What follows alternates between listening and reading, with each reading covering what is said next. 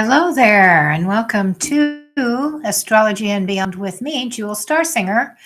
I am going to talk about the mental universe today, and if you'd like to join me, this is live, so you can chat in and we can talk about your questions as well.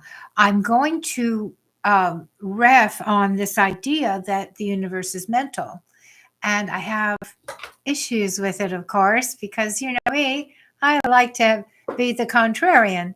So when I hear a lot of mentalists and spiritualists say the universe is mental, it makes me wonder if indeed that is not a day brain perspective. Now, here's what I do. I have I've studied a lot about the day and night brain. In other words, the yang and the yin, the masculine, feminine, right, left. It's what I do all the time over here, right? And so, but what I'm seeing here is that um, we modernians, and we've been modern this way with writing for a long time. I would say a good. When did cuneiform happen? 7,000 years? I don't know. I'm going to look it up. Um, let's see. Here we go. Get you out of the way. I know. How old is the written word? Around 3,500 BCE for cuneiform. So 3,500 and another 2,000. About 6,000 years. So what writing does is it engages our conceptual mind, the right brain. I call that the day brain. Okay. And the day brain is the one that has ideas but doesn't make them real. Now, when we talk about the gods, and I'll show you this on the Tree of Life diagram in a minute, but I just wonder what's going on with this universe's mental idea, because it makes me think perhaps we don't quite understand when we hear this. We think that just making stuff up in our head is what it is, but that's really not what it is. I don't think it is. All right, so I've got, what have I got here? Yes, I'm going to show you from Plato's Phaedrus about Thoth. Okay, and Plato wrote this. All right, I got to look up another thing here. When did Plato write?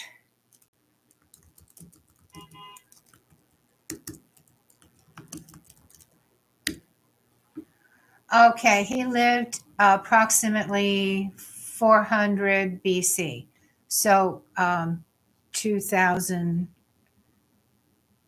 to about 2,500 years ago. All right, so they've been thinking about this stuff for a long time, haven't they? All right, so what he said here, which I find very interesting, is that if you give people writing, they will lose their ability to remember things. I think that's so interesting because, well, personally, I can't remember things. I have a terrible time with that. And I've done a lot of research. Is it severely deficient autobiographical memory, perhaps? I've read about this. I don't know. But, the truth is, I can't remember my life. I mean, there are little flashes of, well, I know, maybe I know that, but I don't remember any of the details. I don't remember the people. It's pretty weird. And so people that have met me and they're like, you don't remember me? Well, it's not because I didn't like you or I didn't enjoy myself with you. It's because I just can't remember you. It's as if I'm not really there. Or maybe I wasn't really there. Did I not invest myself in that moment? I don't know. But the point is, um, Plato said if you start writing things down instead of using your mind to remember them, then maybe you're going to forget stuff, you see. And so that's why I'm interested in this, because it happens to me personally, but I think, socially, I think that might make a difference to all of us in society and modernity, I hear, right? So this is from Plato's Phaedrus of Thoth. Here, O king, is a branch of learning that will make the people of Egypt wiser and improve their memories. My discovery provides a recipe for memory and wisdom. But the king assured me and said, "Oh, man full of arts, the god man, Thoth, to one it is given to create the things of art, and to another to judge what measure of harm and of profit they have for those that shall employ them. And so it is that you, by reason of your tender regard for the writing that is your offspring, have declared the very opposite of its true effect. If men learn this, it will implant forgetfulness in their souls. They will cease to exercise memory because they rely on that which is written, calling things to remembrance no longer from within themselves, but by means of external marks." Squiggles. What you have discovered is a recipe not for memory, but for reminder. And it is no true wisdom that you offer your disciples, but only the semblance of wisdom. For by telling them of many things without teaching them, you will make them seem to know much, while for the most part they know nothing. And as men filled not with wisdom, but with the conceit of wisdom, they will be a burden to their fellows. You know, Phaedrus, this is the strange thing about writing, which makes it truly correspond to painting. The painter's products stand before us as though they were alive, but if you question them, they maintain a most majestic silence. It is the same with written words. They seem to talk to you as though they were intelligent, but if you ask them anything about what they say from a desire to be instructed, they go on telling just the same thing forever.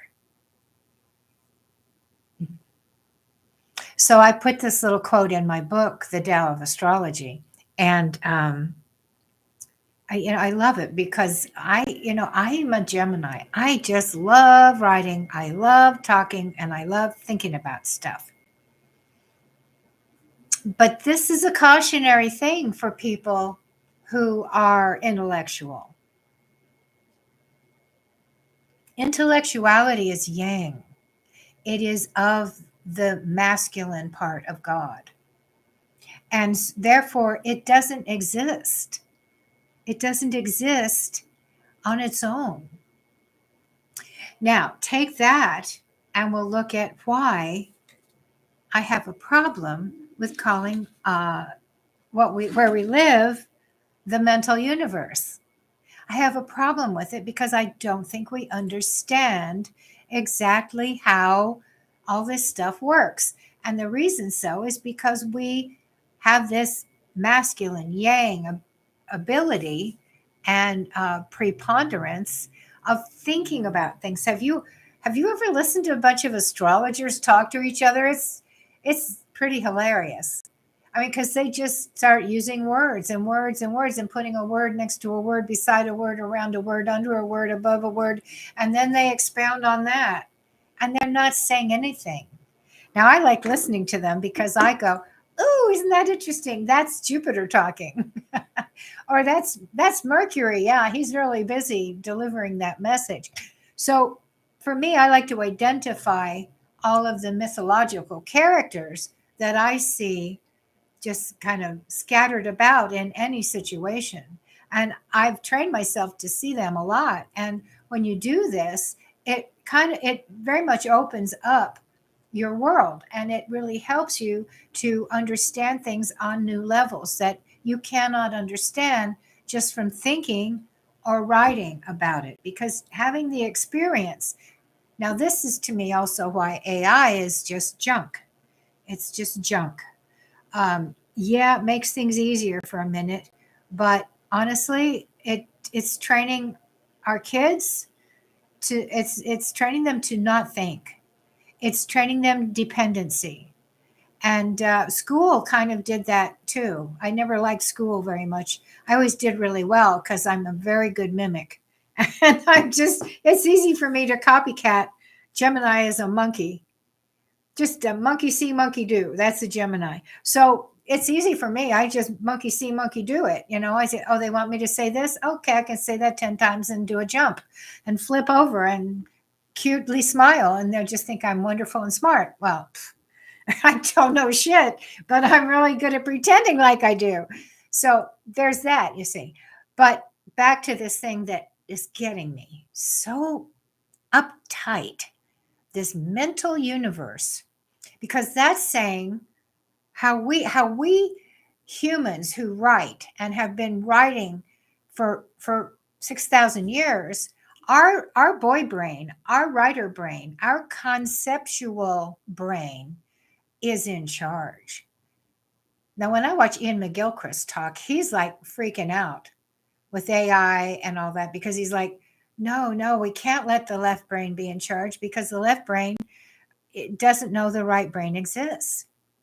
And that's dangerous because he's a danger. He doesn't have any, he doesn't have any breaks, but he thinks he knows everything. And he thinks he's the guy. Doesn't that sound like monotheism to you? It sounds like monotheism. I wonder, now what does he say? He says here, okay, he says,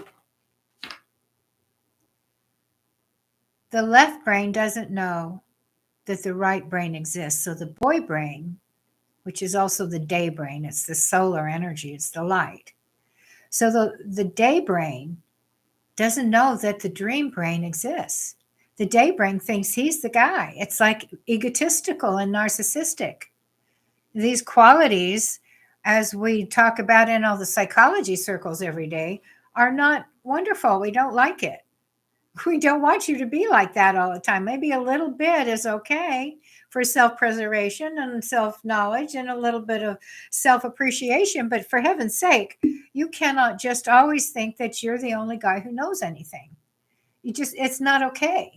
You can't, because you can, but if you do, you don't make the world a better place. And you don't make your people happier. It's just not A-okay. Just not. All right. Now, but the night brain, she knows all about the day brain. I liken it unto the idea that the sun is going around the earth. Well, it isn't, but let's just say it is. The sun is going around,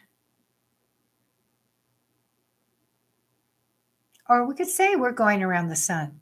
Doesn't matter. In some places where we are, it comes up, and other places, and then it goes down. It goes up, it goes down. In other words, it's just being light. But what happens to the earth, the feminine partner to the sun?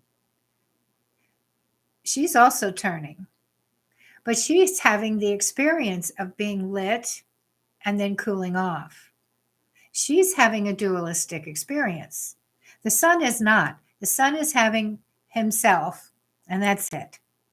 The sun is sunning, period. Regardless, doesn't change. Like men are boys, and then they hit puberty, and then they're men, and that's how they are until they're dead.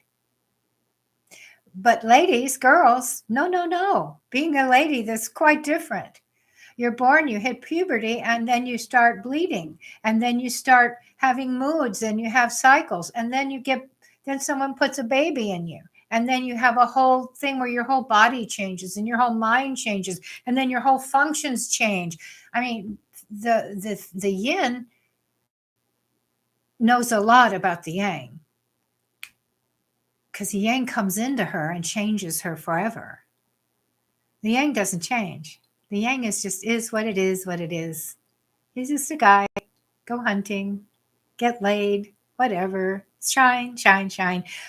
And his shining doesn't change as the earth goes around. But she is changed as she spins, and the appearance of him going around changes her. She's very aware. Right brain, night brain is very much aware of the light side, but the light is not aware of the dark side. I think this is important nowadays because of all the transgender stuff that's going on. The transgender stuff is a spiritual crisis. Since we no longer have God, and we don't have God. We used to have God, but God was, kind of a strict man. And now we're trying to bring the ladies in. And my generation, it's like when I was 22 when the law was passed that I could have my own bank account in my own name. I was a 22-year-old mother of a little boy, an adult woman who wasn't allowed to have a checking account unless my husband signed for it, or my father. I mean, this is new stuff we're talking about. So if you're younger than me, and certainly if you're a young woman nowadays, that's kind of out of your consciousness. That's like a distant thing. But what I'm trying to point out here is that, it really was, it's been a long road, 6,000 years. So what now we're doing is converting back to this idea that the universe is mental, or is that converted? I think that's just a reinterpretation of the one God ideation, and the one God ideation is that there's one mind, and that if we think there's one mind, of course, the left brain, the day brain, is going to say, "Well, that's me. I'm the mind." You see where I'm going with this? So, what I like to do then is say, well, can we just bring in the Trinity? I mean, the Christians talk about the Trinity, and I don't think they really understand it. They also talk about the sanctity of the nuclear family, and I don't think that they understand it. Okay, so here's what I think. I think that the Trinity and the nuclear family are the same thing, and you'll see that represented in my my tree of life diagram. The father energy is the conceptual energy. The mother energy is the physical, the vibrational part.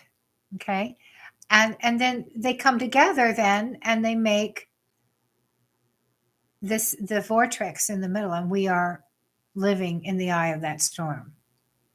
We are alive in that eye of that storm. So that's how I see it. Now, if we say that, the universe is mental, and you can manifest anything you want if you just think right about it. And I think that's really harsh. I think that's not fair. And, when you have a soul that has embodied, and that soul has an agenda, and you're not aware of it, then you won't be very happy, because part of you, the world is going to tell you, well, you need to do it this way. You need to have this car and this job and this much money.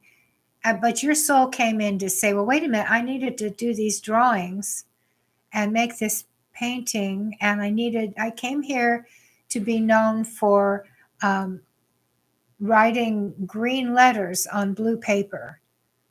The point is, we have so many things we can do in our life. And in Modernia, you're only allowed just like a few things. And you have to be left day-brained to be a success in Modernia. I was just out on a walk on the sidewalk, and there was a man ahead of me muttering, so I knew he was one of the homeless. And so I looked back, I walked past him, and then I looked back, and I just said a few words. He was muttering. I mutter. I need to talk out loud to myself so I can remember what to do next, because my brain is like Teflon. And you know how you write down a note and then you look at the note, it tells you what to do. My brain won't do that. So I have to say it out loud. So I figure, well, this guy, I'm as crazy as him. I'll say hi. So I looked at him a little bit and he says, I need a helmet. I need a helmet. And I looked at him and I saw his pants, and all down the inside it was wet. So obviously he's just walking around peeing on himself. It's like people like that they can't compete in this place. And I don't think it's right to make them. Why, how are you going to even make this guy earn money and take care of stuff like material stuff and think linear thoughts that you learn in school? It's just, no, it's not happening. And if we really are a Christian country, then why is this even happening? Where are all the Christians? Shouldn't they be out there putting him in a nice warm place, giving him some soup and crayons? And what? So the point is, we talk. The day brain talk is a good talker and is an excellent bullshitter. The night brain is not a bullshitter. You go into dreamland and you are in the truth. There's monsters scaring you. They're chasing you. I've got a dream. I should read it for you. It's so funny. I've got all this pot roast underneath the furniture and in the drawer, and I was running around getting pot roast. Who knows why? But the point is, there's got to be a truth in that pot roasting dream that I have sometimes. It's pretty funny. Okay, so the universal mind is mental is a misunderstood principle. A lot of the hippies are like, just think about it right and you'll get what you want. You'll get your car and your job and your money and you'll be great. But I think it's cruel. I think it's cruel. I think if you don't look at a person's whole story, it's cruel to tell a frog it can fly. It's cruel to tell a legless person they can jump and run. Oh, prosthetics. Yeah, okay, fine. Prosthetics, then go. It's just frustrating. So anyway, night brain, day brain. So how about we say the universe is mental and it's vibrational. Now, of course, we have our lovely man, Nikola Tesla, who said, if you want to know the universe, then you have to have, where are my notes? Energy, frequency, vibration. Well, I don't need notes for that, do I? Energy, frequency, vibration. So, what are those characters? Well, let's look and see what I think. Okay, here. I got to put this here. There we go. Okay, so is energy yang? Yang. So this is the yang pillar. This is the conceptual thinking pillar. So that would be the energy, yeah? Frequency. Well, that's where you dial it in. That's where you say, you give it a number. Is that the center? I don't know. The left side, is that vibration? Oh, maybe the feminine left pillar is the frequency. Yeah, because then the middle where we live in the vibration. We live in the vibration in the middle between energy and frequency. Oh, energy and frequency. Yeah? I love thinking about this stuff. I hope you do too. All right, someday maybe I'll get an audience. I'm just doing this for practice and hoping that, and also it's great because then I have another video I can publish. All right. What else did I want to say about energy, frequency, and vibration, and day brain, night brain, and the universe is mental? Okay, so the next thing would then be, what do we have here? We have 3 pillars, each with a different quality, representing the qualities of Creator. But is Creator 1 or is Creator 3? It's kind of like if you have a weaving, a tapestry, and you pull the threads out, do you have a tapestry then? No, you have threads. It all lives together. You can't pull the threads out. I also like to call it a blender drink. You put the banana and the apple and the water, 3 ingredients. Zzz, you vortex it, and then you will never have that apple again. You will never have that banana or that clear water. What you have is a drink that gives you all 3 flavors, all 3 experiences. Yeah? All right. So the Trinity is then the secret. Now, my solution for the modern angst, which is all about everybody screaming about duality, duality, duality, we're in duality. Oh, we're not in duality. We are not in duality. We are in singularity. This is the singularity. I am a singularity. You're a singularity.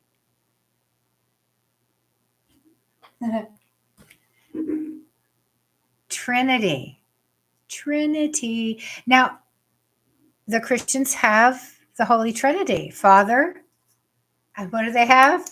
A Son and a Holy Ghost. Okay. Now, you do need a son. You have to birth a new boy because he's going to grow up and have the sperms that the eternal feminine needs. So you have to have a baby boy. That's fine. But what is this Holy Ghost crap? Why don't we have Father, Mother, and Son? Or baby? Why don't we have that? Now, it seems like a religion of Trinity like that would probably work for a lot of people, because then you could have your Jesus, but he would be a married man instead of a celibate man. Why did they make him celibate? Why did they do that? I don't know. That'll be another video, right? Why did they make Jesus celibate? Jesus needs to be a married guy. And he is a father and a philosopher. So the problem then of consciousness is that we have day brain humans, left brain, thinker talkers, trying to figure out from their own perspective something that they cannot grasp from their own perspective. You can't see what they say, seeing is believing, or is believing seeing.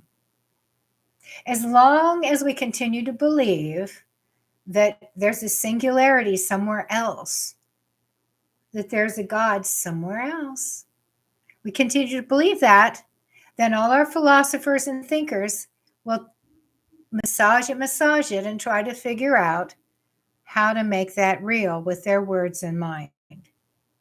That's what we do. We do this. So my idea is that, okay, well, I know what we do. We all have science telling us we do this. We have religion telling us we do this. Yeah. So let's say we do it differently and see how that works out. It's not hard to change a belief. People do it all the time. Oh, I was raised Catholic. I'm not Catholic anymore. And people change their beliefs all the time. It's easy. You just have to decide to. So, as long as we have this Christian monotheism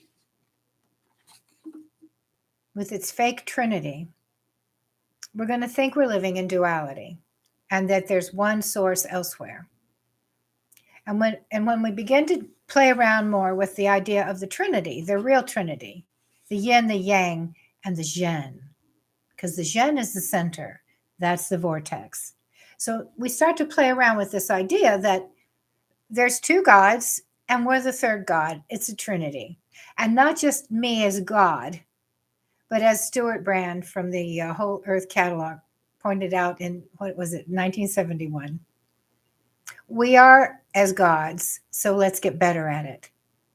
Because until we do, we're going to continue believing that there's some rule maker elsewhere, and there is not. There is nobody away making laws and rules for you and me. Believe that.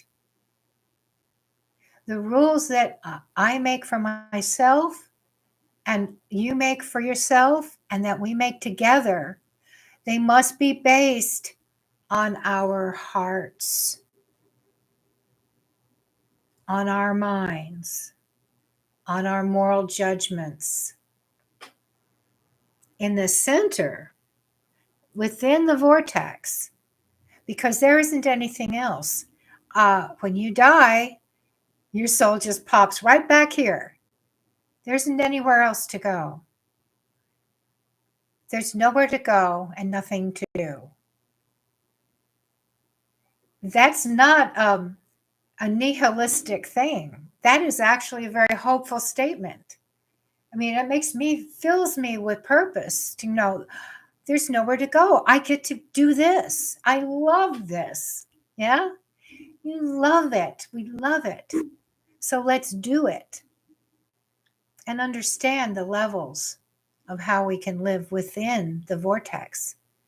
Because if you think that this is chaos, just go a little bit wider out to the edges of where yin and yang are swirling about in a storm.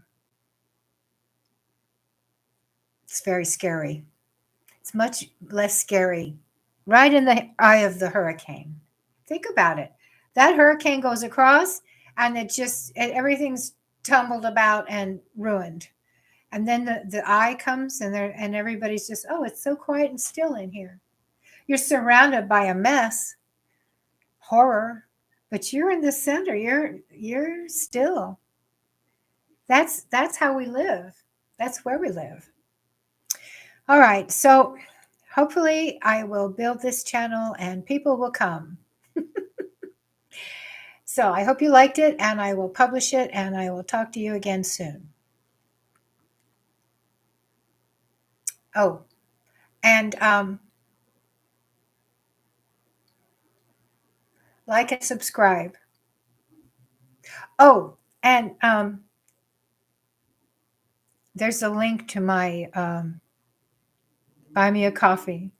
$5, that's all. I'm trying to make a living here. I'm living here. What else? I care hard. I really do. I care hard. All right. Astrology and Beyond is where you learn to voice your own story. Yeah? So come with me and we're going to voice our stories. We're going to use all these tools to do it. Oh, I didn't even show you the magician. Oh, I said goodbye. Now I didn't mean it. I lied. See, Geminis are liars. My mom used to tell me that. This is the Thoth card, the magician. The idea then isn't that the thinking makes it so, but the thinking mixed in with the map and the vibration and all of the component parts is what makes it, right? So it's not just that one thing that creates. Creation is made by the three together. We make it together with our left brain, our day brain that's so strong and heroic and so confident. Oh, I'm the day brain. I'm really confident and I'm strong and bright and I will warm you up.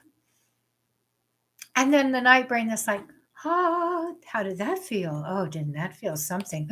Ooh, that was nice. Oh, I don't like that. Move over here. Move over. Oh, that was good. Oh, no. Oh, I like that one. But she doesn't use the word. She's like, oh,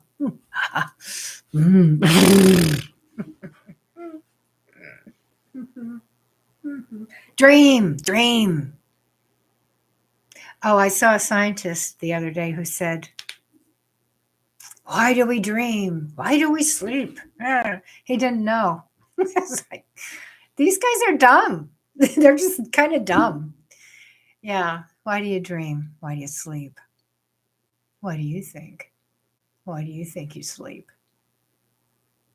I think you need to talk to mom, and mom needs to talk to you. Conversations with mommy. Yeah? All right. What else have I got on the board here? What's missing in your story? Where are you feeling defective, deficient, sorrowful? We can talk about it. And when you do, when I give you the mythology characters, you look at the picture and you go, oh, that's how I feel. Yeah, it's kind of lonely up there on that mountain. But guess what? I have a light. And how did I get this light lit? Well, I guess, I put some sticks and little piece of wax in there. Oh, I could see now. These stories help us to get our footing and to actually live here and enjoy it.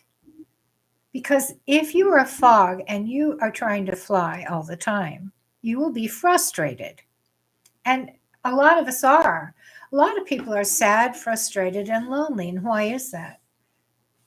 Well, the day brain has told us, here, I'll do it for you. I'll do that for you. Oh, I'll do this for you. Oh, I'll do that for you.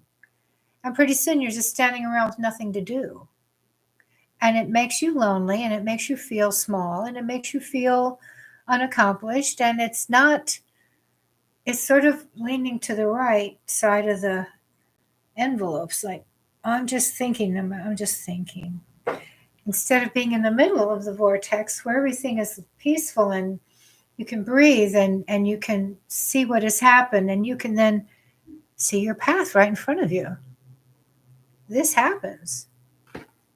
All right. Talking to you soon. Oh, and to the young women, don't be whores. It's just really stupid. And it doesn't do you any good, and it doesn't do the men any good. We'll talk about it. Bye.